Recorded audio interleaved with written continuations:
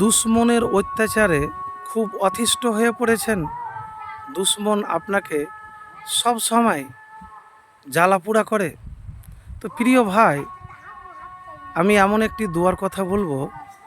এই দোয়া সকালে এবং সন্ধ্যাতে 3 বার করে পাঠ করবেন। যে আপনার পিছনে যে আপনার দুশ্মন লেগে আছে, সব সময় আপনাকে ক্ষতি করতে চায়, সব সময় আপনার পিছনে লেগে থাকে। তো আমি আপনাকে এমন একটি দোয়ার কথা বলবো যে এই দোয়া আমি বুখারী শরীফ থেকে আপনাকে বলবো।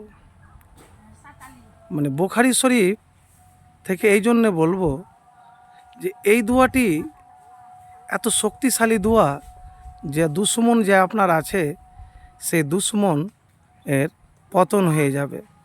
যে আপনাকে জ্বালাপোড়া করে, অত্যাচার করে, সব কাজে বাধা দেয়, আপনার পিছনে লেগেই আছে। তো দোয়াটি বলি আপনাদেরকে।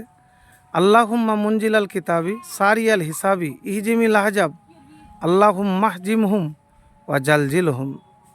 হে আল্লাহ, কিতাব নাজিলকারী, দ্রুত হিসাব গ্রহণকারী, আপনি শত্রু বাহিনীকে পরাভূত করুন।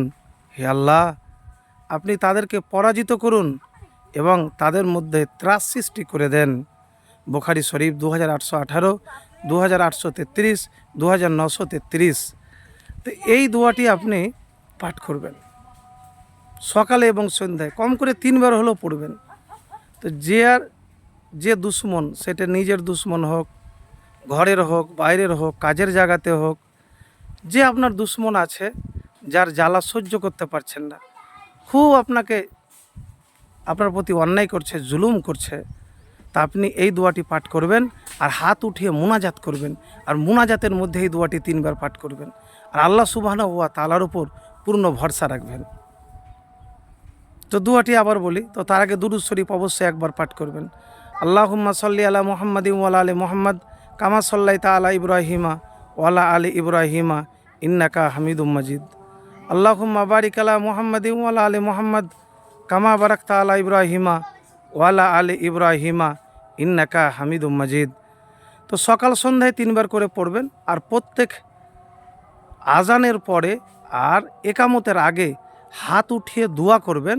আর এই দোয়ার মধ্যে এই দোয়াটি পাঠ করবেন। আল্লাহুম্মা মুনজিলাল কিতাবি সারিয়াল হিসাবি ইহজিমিল আহজাব আল্লাহুম্মা জিমহুম ওয়া জালজিলহুম। হে আল্লাহ, কিতাব নাজিলকারী, দ্রুত হিসাব গ্রহণকারী, আপনি শত্রু বাহিনীকে পরাভূত করুন। হে আল্লাহ, আপনি তাদেরকে পরাজিত করুন এবং তাদের মধ্যে ত্রাস সৃষ্টি করুন। তো সাহায্য যদি আল্লাহ সুবহানাহু ওয়া তাআলার কাছে চান, তাহলে ইনশাআল্লাহ পাবেন। কিন্তু আগে আপনাকে মুত্তাকি আল্লাহওয়ালা হতে হবে, পাপাচার থেকে বাঁচতে হবে, পবিত্র হতে হবে, পবিত্র ইনকাম করতে হবে, মনটাও পবিত্র হতে হবে।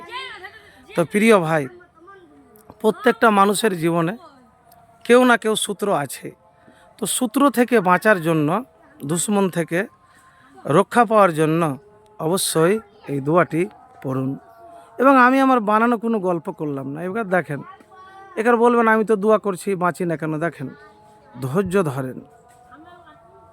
আল্লাহ তাকে ঢিল দিয়েছে, ছেড়ে দেয়নি।